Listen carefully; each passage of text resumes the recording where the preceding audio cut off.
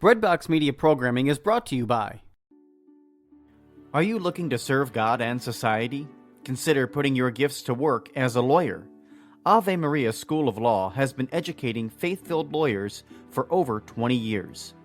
Ave Maria School of Law is committed to training lawyers to use law appropriately around the moral issues of our time. Visit avemarialaw.edu to learn more about integrating your faith with a law degree. This is Tim Staples of Catholic Answers. I'm excited to let you know that I also teach high school apologetics for homeschoolconnections.com, an online Catholic curriculum provider. There are also recorded independent learning courses at homeschoolconnections.com. Whether you take apologetics with me, literature with Joseph Pierce, or philosophy with Bill Donahue, or any of the other 400 plus courses with homeschoolconnections.com, it's a great way to get Catholic learning for your family.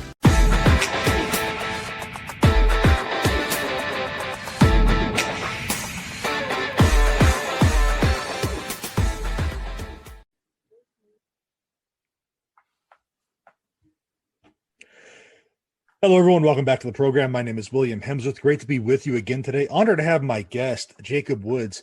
He recently came into the church on Pentecost, and he has a great YouTube channel called the Candid Catholic.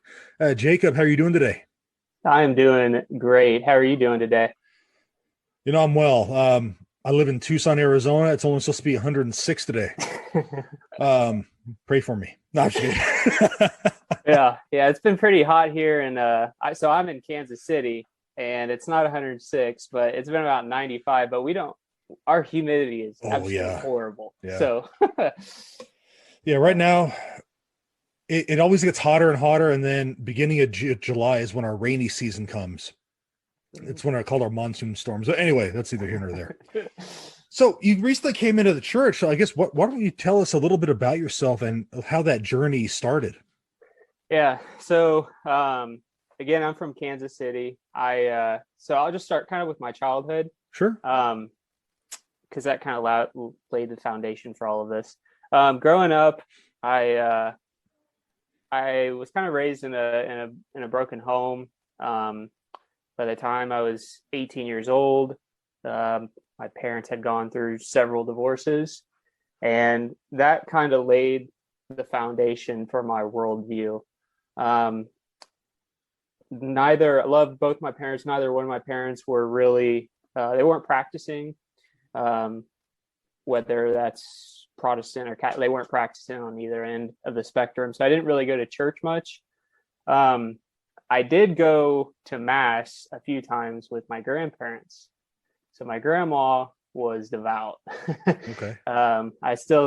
She's still probably the most holy person I've ever been around.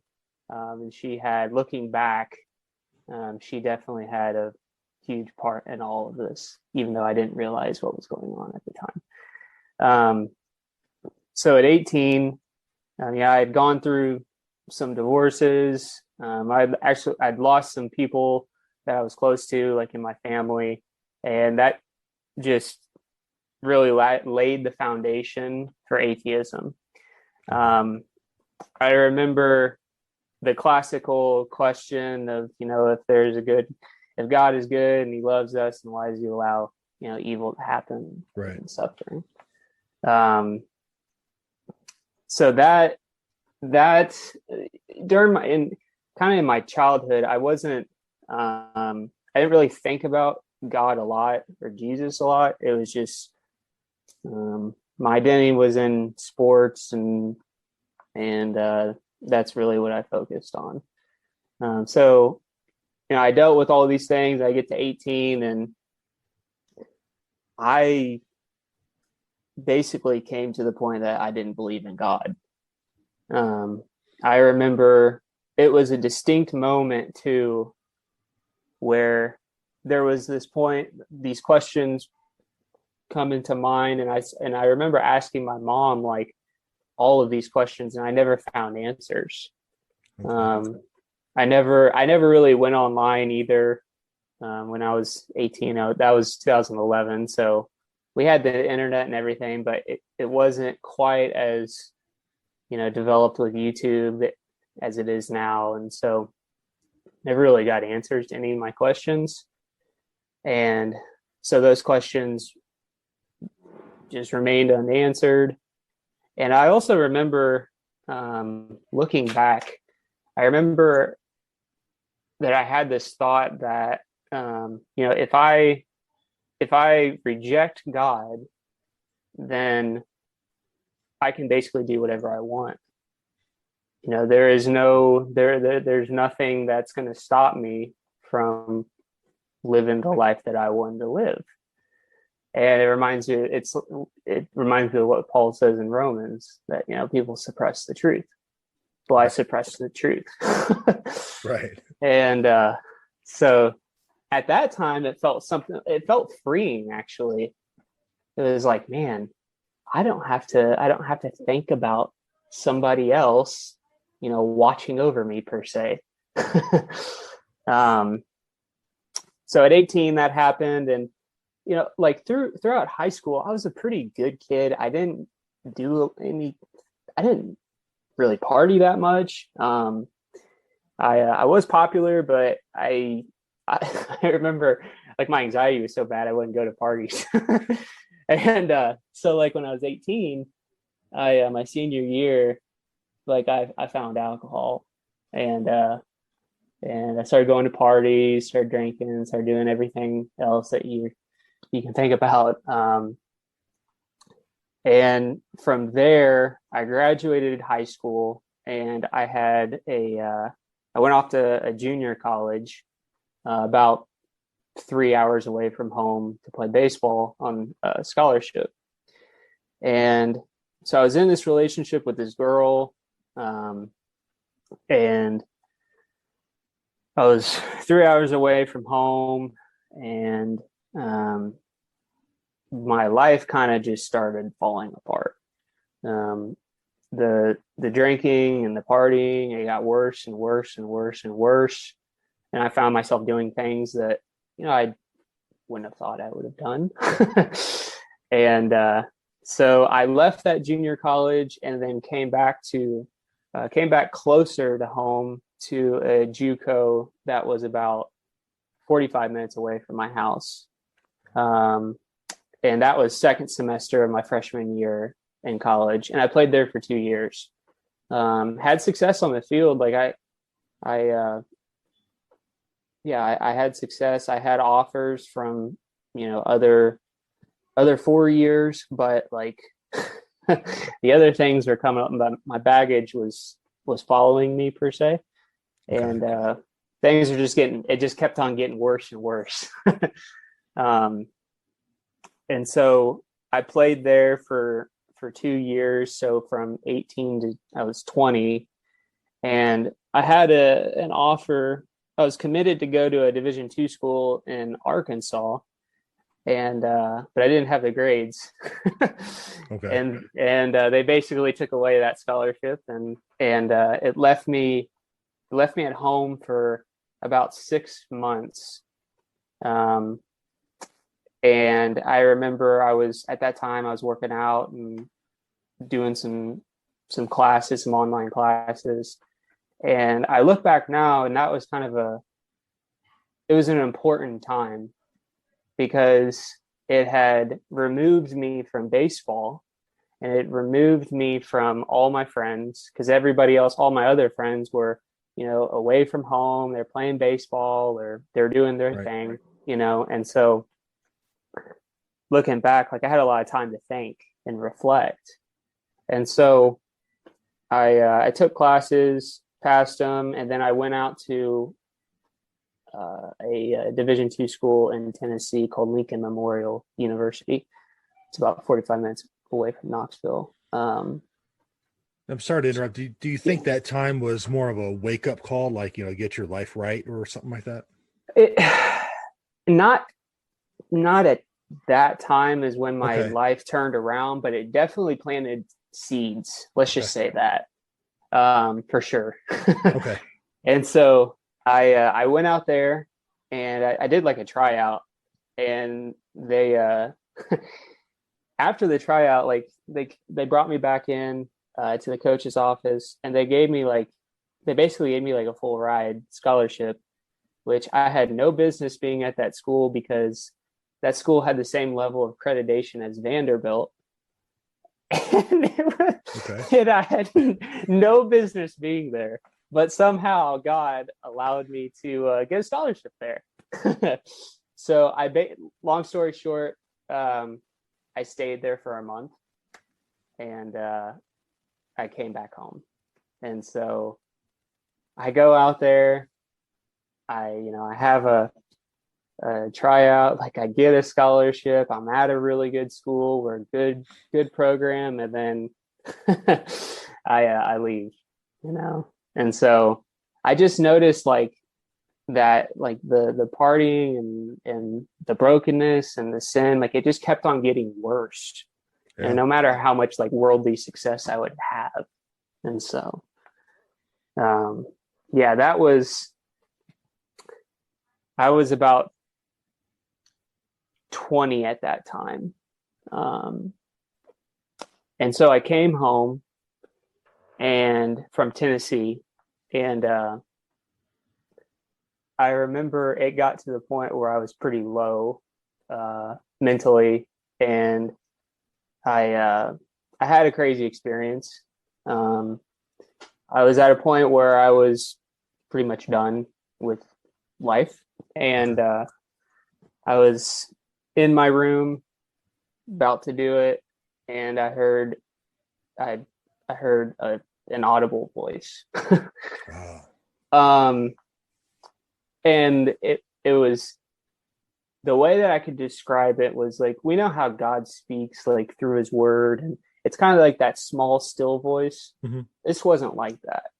It was like, so where I was in my room. It's kind of in the back of the house, and I would say that it would be like, let's say somebody was in the front of the house, saying my name kind of off in the distance. That's how it sounded. Okay. And kind of like Samuel in First Samuel, when God's calling Samuel and he's like, he keeps on going and he doesn't realize it's God. Well, yeah, you called me. Like, what do you need? Right.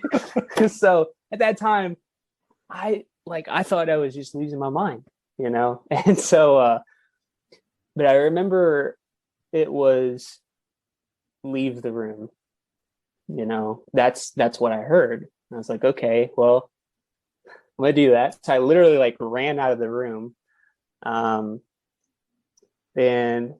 again, I thought I didn't know what to think, but I remembered at that point, it was crazy. I started having a interest for reading, which before I barely passed any classes in college, and high school was skated through. Like, I couldn't stand reading, couldn't stand learning at all. But from that point on, it's like, man, I just couldn't put down books. So like the first book that I read was The Reason for God by Tim Keller. Oh, wow. Okay. And I was just devouring apologetics. At that time it was from a Protestant perspective, but sure. I was reading apologetic stuff. I was reading also, I was looking into other faiths as well. I just really wanted the truth. That's all I wanted. Yeah. And so from that point on, from 21 to 23, I was reading the Bible every single day, hours on day. I was reading other things as well. And I was actually kind of getting into like New Age. So I remember, and I still have it up in my room. I remember like writing down affirmations every single morning. Like I'd write down, "You're loved," like be positive, that kind of thing. Mm-hmm. So I didn't get into it really deep, but I just remember believing that like if I put out positive energy into the universe, that it would bring back, good things in my life. And so I believed it. That whole secret thing, right? Yeah, exactly. That's the whole thing. And but I was also at the time still studying scripture a lot, and so I did that for 2 years. And at 23, I remember the Bible clicked in a way that it had never clicked before, because I was doing all these things, these new age practices, and trying to be positive, and I was working for a corporate company, so that's kind of big into corporate culture, be positive, that kind of thing, which that's not bad in and of itself. Sure. But I was kind of looking at it as my salvation. And I just remember I'm reading in Romans, and the doctrine of sin just clicked for me. And I'm like, no matter what I try to do and how much I try to get better, there's still something wrong. And I know there's something wrong with me. There's this iniquity too, like, Mm-hmm. and I was like, this is totally right. Like the Bible is true. Right. So did this help you with that question you had when you were 18, the whole problem of evil? Like, if there's such a good God, why is all these things going wrong? Or yeah. And like all of that, like, you're reading like apologetics and taking in like William Lane Craig was another one that I was watching a lot. And so, yeah, to answer your question, yes, for sure. Because I started seeing like, okay, that there is this thing as sin and, in the world we have sinned, etc. And it's starting to make sense as to why there's evil in the world. Okay.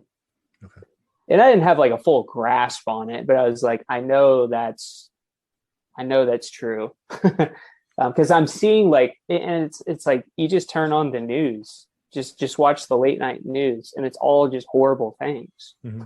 Of all the things that are going wrong, turn on social media, it's so blatantly in your face. It's like you have to just like totally ignore it for it to not, for you to not believe it. right. And so, yeah, for sure. All right. So the Bible starts clicking. You start seeing that we have this inclination to sin, if you will. So what happens next for you? So I was 23 at that point, and from 23 to 25,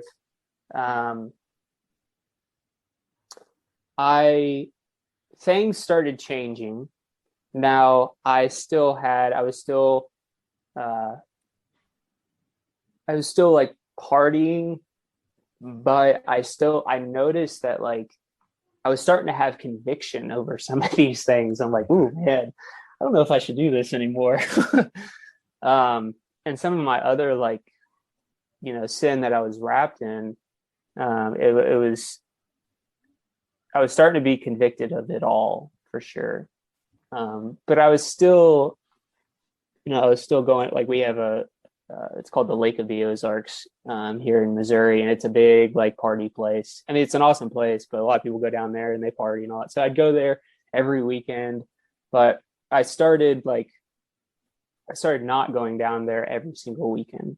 I'd go down there, instead of going every weekend, I'd go every other weekend, and then only once a month, and then maybe once every couple of months.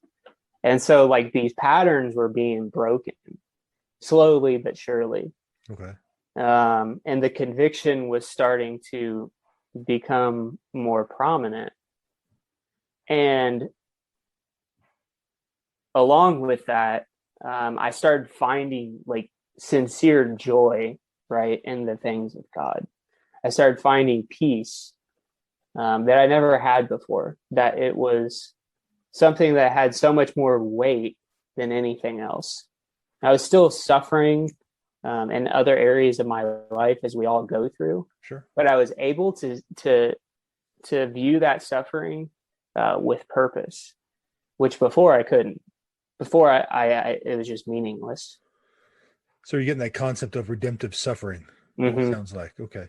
Yeah. Now, during this time, because you mentioned you were going to the Lake of the Ozarks every weekend, were people starting to ask questions like, "Hey, why don't we see you as often anymore?" or anything like that? I remember there was one guy that I would like hang around, and yeah, he would kind of make questions, like he would make comments every now and then, but for the most part, like not really. Okay.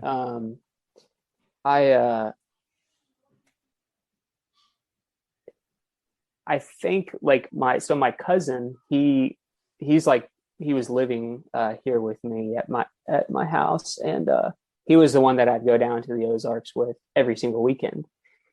And he's like basically my brother. And we were in that lifestyle together, and he started seeing a change though.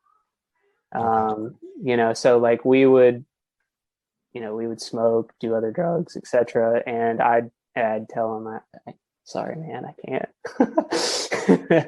And he started seeing a difference for sure. So the ones that were closest to me and my family, yeah, they definitely saw like things changing. So, okay. Yeah. All right. So you're reading these apologists, William Lane Craig. I mean, fantastic apologist. I read his stuff all the time myself. And you start getting this notion how suffering can be redemptive. So I guess, how does the church come into this? I know maybe we were skipping ahead, but I guess what happens after that point? Yeah. So I was like, during this point, like I was starting to go to a church. I was going to a church that was, the first church I went to was like basically just a non-denominational evangelical church, like 5 minutes away from my house. I went there a couple times and did like a Bible or a book study with a group of guys, and never, like, it was fine, just never really made any connections. Mm-hmm.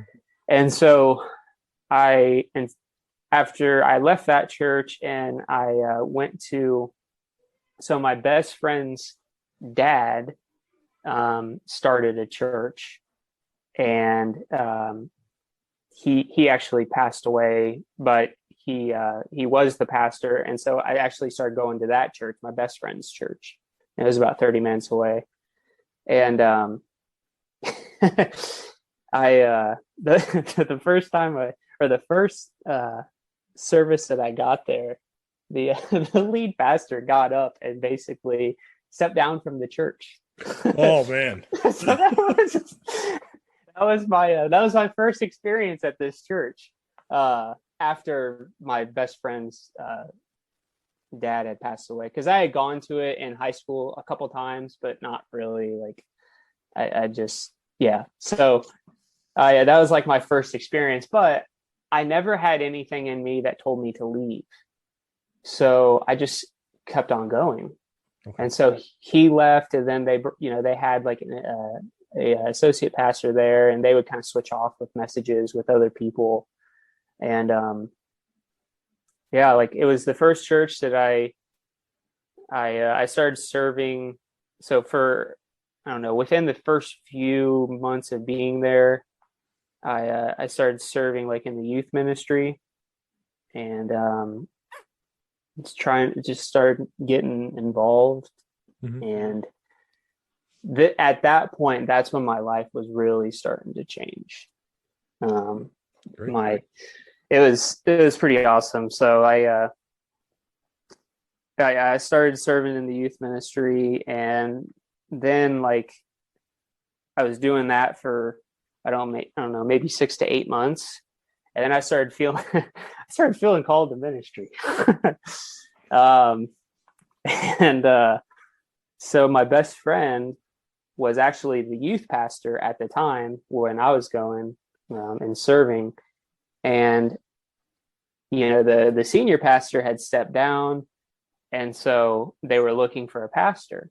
And my buddy actually interviewed for the job, and they ended up hiring him.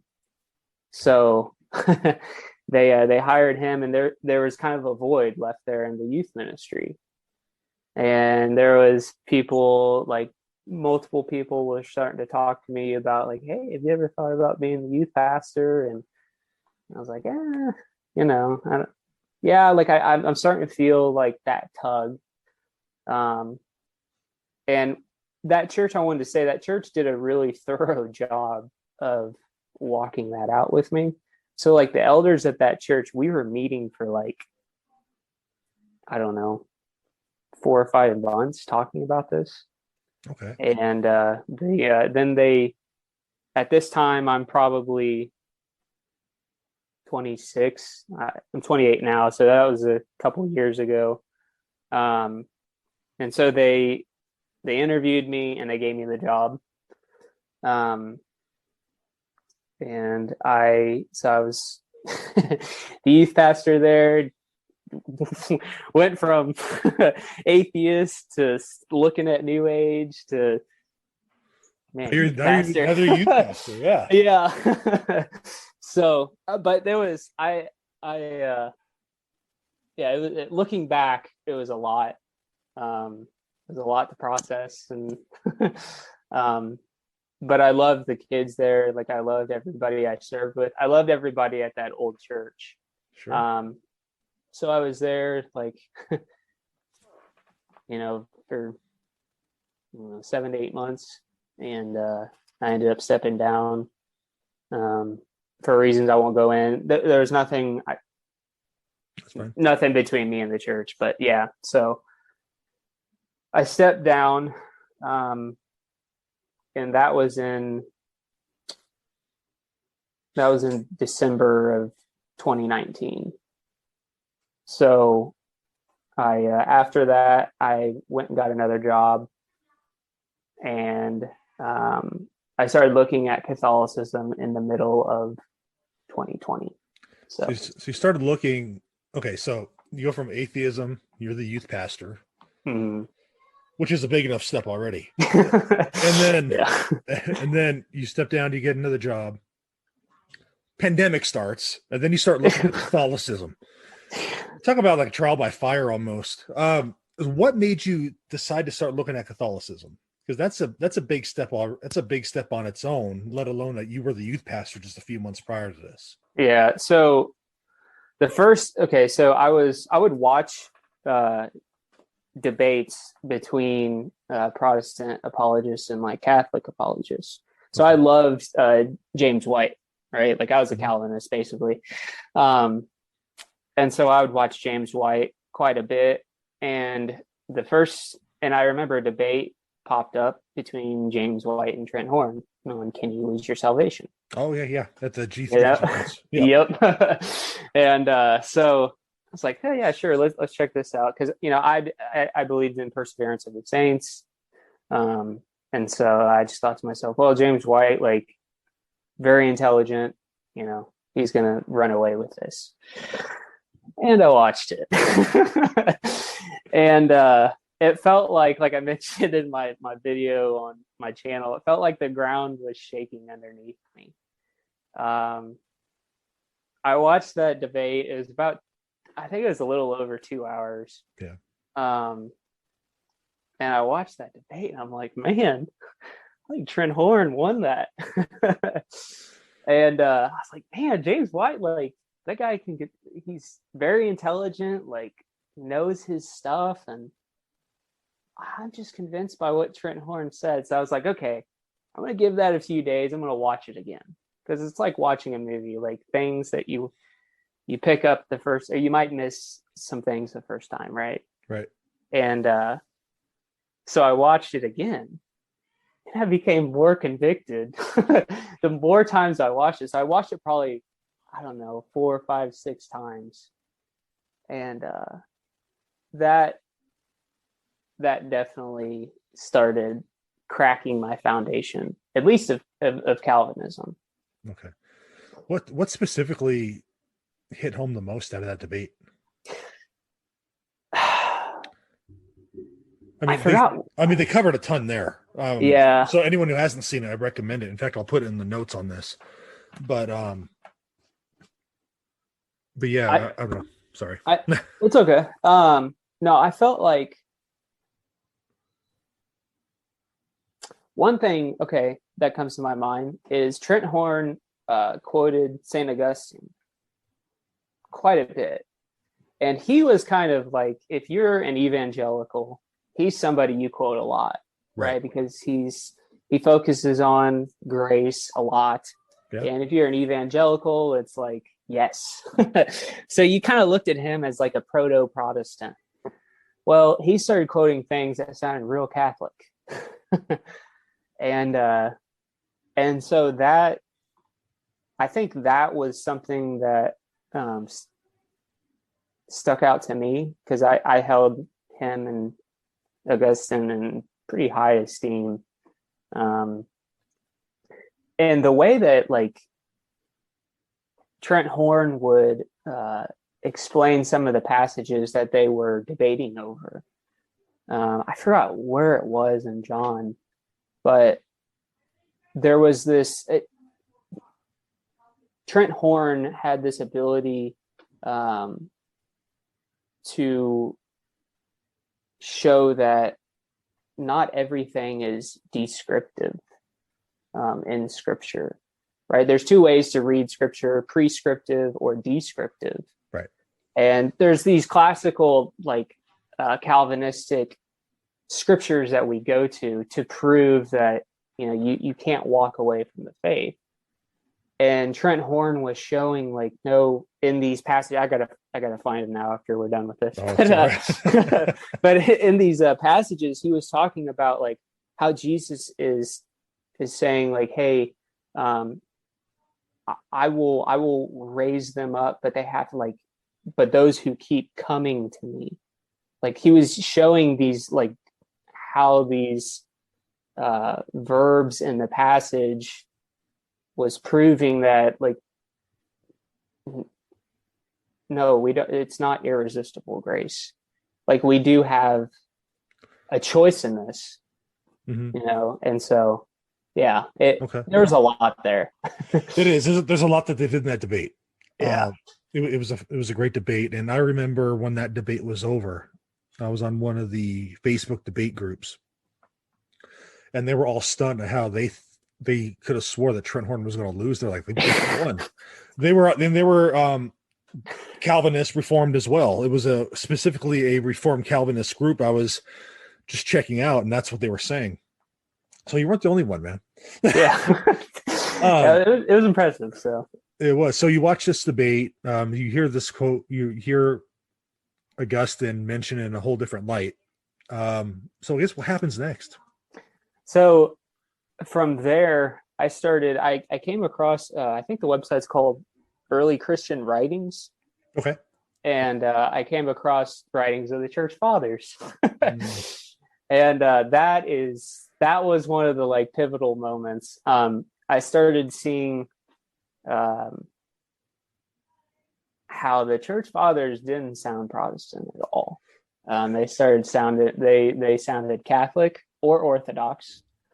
And I it was hard for me to be able to say, like, well, no, I know Scripture more than these guys do. I mean, you had Ignatius of Antioch, who was, right, like, we think he's a disciple of the Apostle John. Right. And, you know, Polycarp and the patristics. And so I started reading the Church Fathers, and I saw two things that they were unanimous on, and that was baptismal regeneration, which I didn't believe, right, saved you. I just thought it was a sign of the Holy Spirit working in you. And then the Eucharist, you know, and I just thought, like, the Eucharist was just a symbol. You know, I basically held to, like, Zwingli's view of the Eucharist. And yeah, so I started seeing, like, they were unanimously in agreement upon those two things. And then that led me to just reading more and more and more on the church fathers. And I eventually bought the book. I think it's called The Fathers Know Best by Jimmy Akin. Oh, great book. Yes. Yeah. Yeah. And so I started, and what I love about that book is, it's kind of a reference book. It's not like you have to just read from front to back, but in the beginning, in the table of contents, he has like all of the issues, and the Eucharist and baptismal regeneration and et cetera, all the things that we kind of wrestle with. Mm-hmm. He has them laid out, and then like you can go to the issue and see what the church fathers said about it, and see their quotes, and that really opened up a floodgate. Yeah, it is a great book. So you're reading the church fathers, which that's what got me too from Protestant. I happened to be while I was in seminary.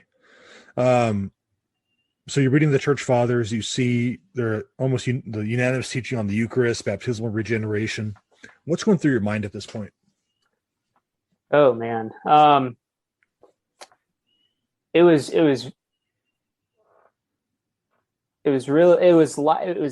pretty close to how I was feeling at 21. Like I started asking a bunch of questions about things that I had believed in. And, I told myself, I was like, no matter what, I just want the truth. That's just what it went back to. Yeah. And I will sacrifice whatever it is to find that. Right. And so, I'm wrestling with all the things that I believed in, on doctrine. And, I'm thinking to myself, well, I'm already in, I got to give myself up to it and keep searching and keep reading. And then, when that happened, so when I was reading like the church fathers, it's like I took off my Protestant glasses and Mm-hmm. put on my Catholic glasses, and I started reading scripture way differently. Yeah, like it's there the whole time, or was it? Yeah. It's like this paradigm shift. And I remember it was crazy. I remember one night I had this, it was like God was pulling on my will. It was, I know I'm not worshiping correctly. There's something a little off. And I remember, I got to go to it right now. I remember I came across, and so that thought happened, and I don't remember if it was that night or not. But I remember I came across Luke 24, and the road to Emmaus. And Okay. I'm reading, and I had read that passage multiple times, but I'm going to this church, this evangelical church, and basically what we do, we would have 2 songs at the top, a sermon, and then close out with 2 songs. And there's something in me that was like, there's something else, that, like there's more fullness somewhere else. It's not like it was totally wrong. Mm-hmm. This is just not quite the fullness. And so I came across Luke 24, where Jesus opens up the like Cleopas, and he opens up their minds to the scriptures.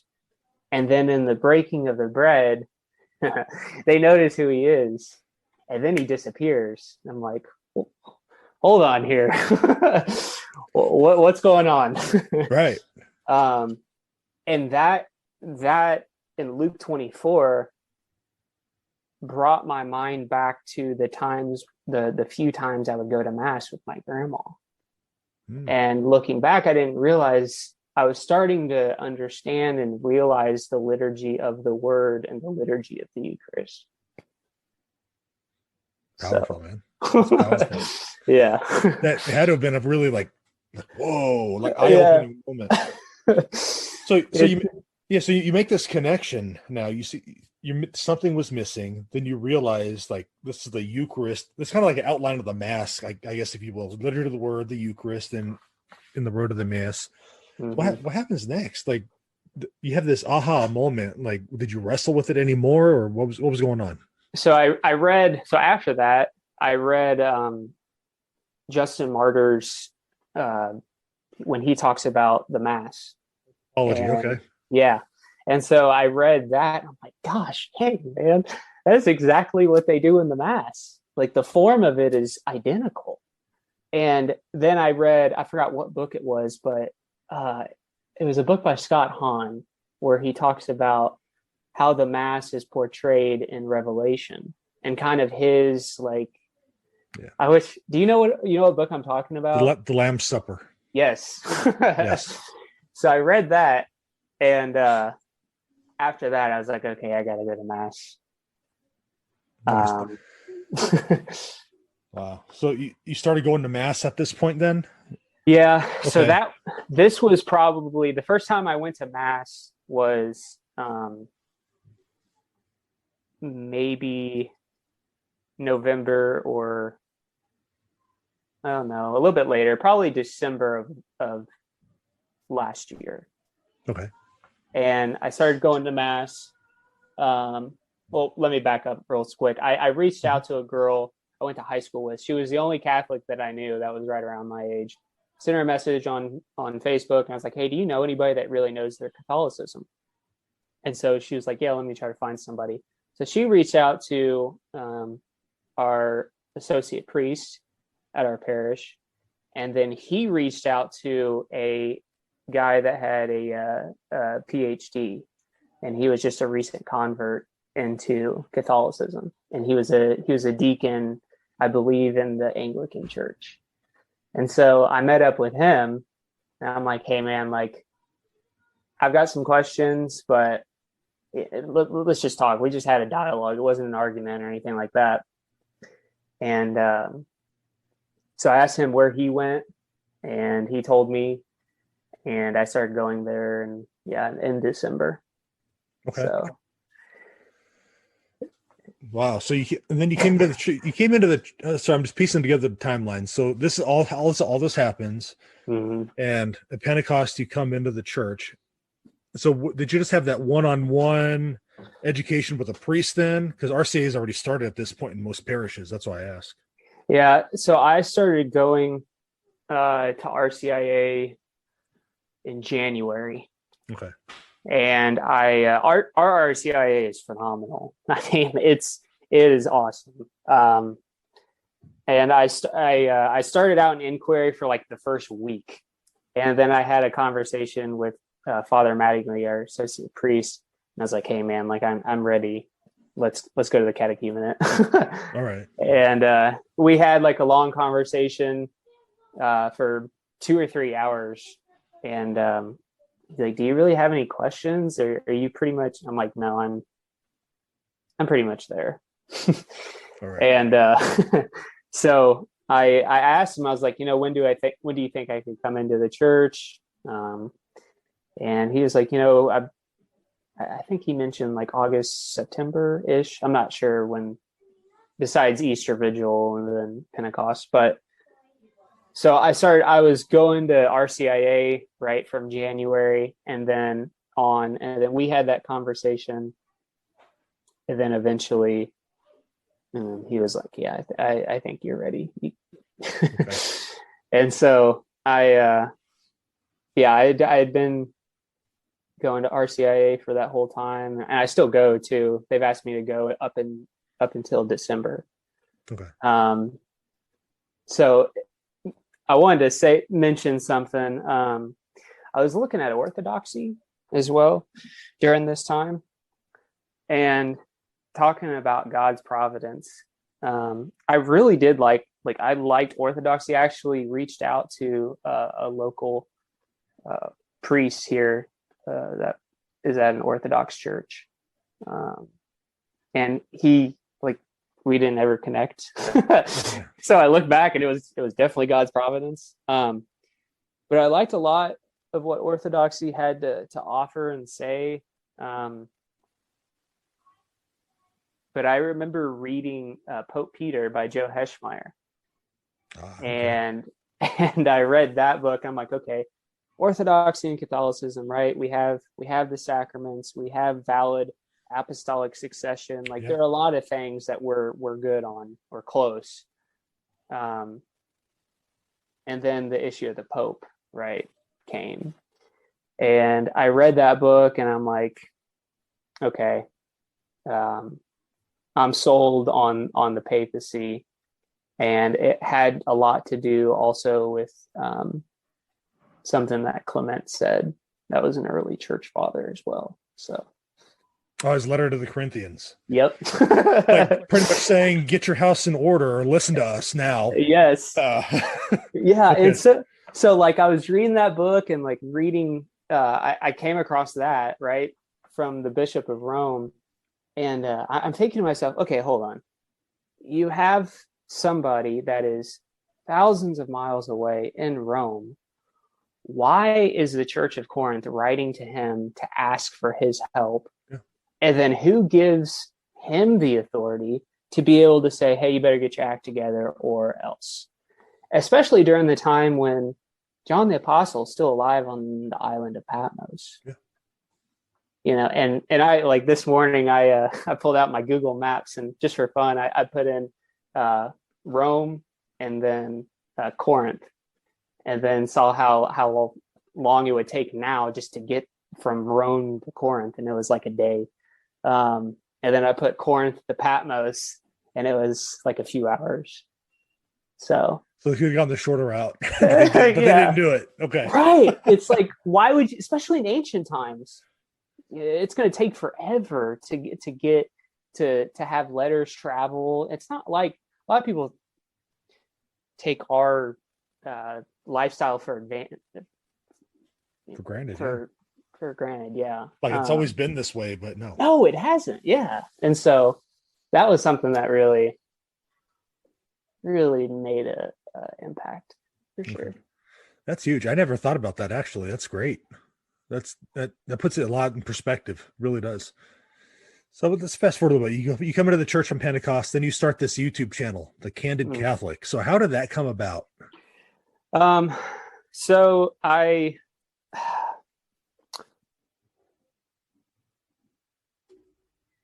always had, like, I loved, when I was a youth pastor, I loved teaching. You know, I found myself, like, even before I was a youth pastor, when we would have like our small groups with our kids, like I found myself teaching in the small groups. And so this YouTube channel was kind of a way to scratch that itch per se. Okay. And really the goal of it is, right, I want to be kind of a conduit to, right, the Trent Horns and the Scott Hahns. And if somebody can watch it, right, and they're a non-Catholic, and it just makes them question, you know, just a little bit, you know, I like, my goal is to be able to like pass like them on and show them Trent Horn and Scott Hahn, because I never knew them when I was a Protestant, right? Like I loved John Piper, John MacArthur, Matt Chandler, all those guys, and they were phenomenal preachers.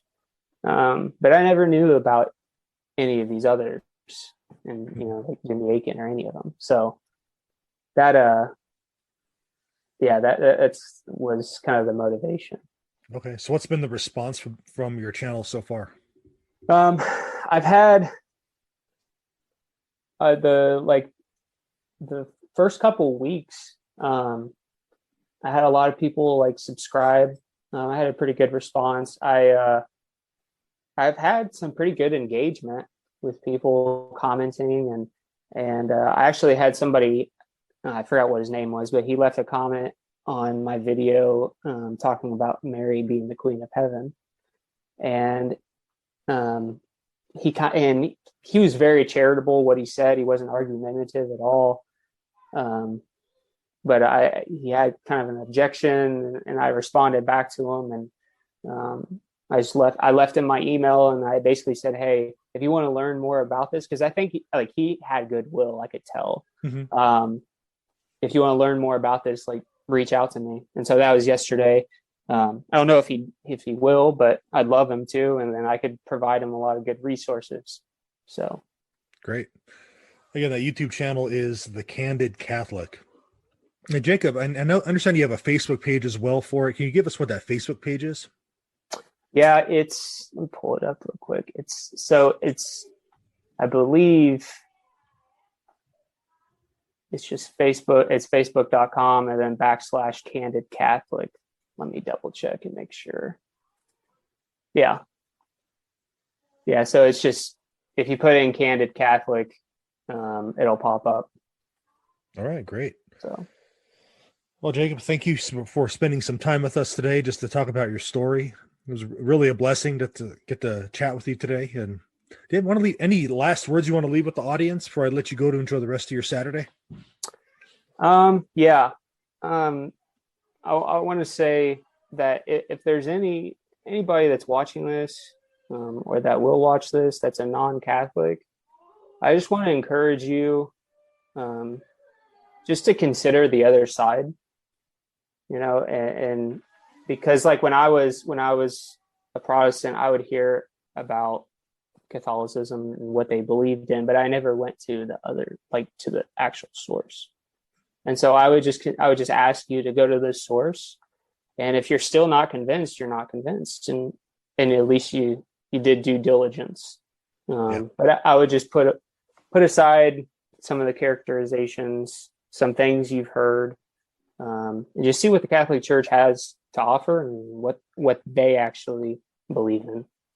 Sure. So great words. Well, Jacob, take care and God bless you and what you're doing. All right. Thank you. Thanks for having me on. Oh, my pleasure. Yep. God bless.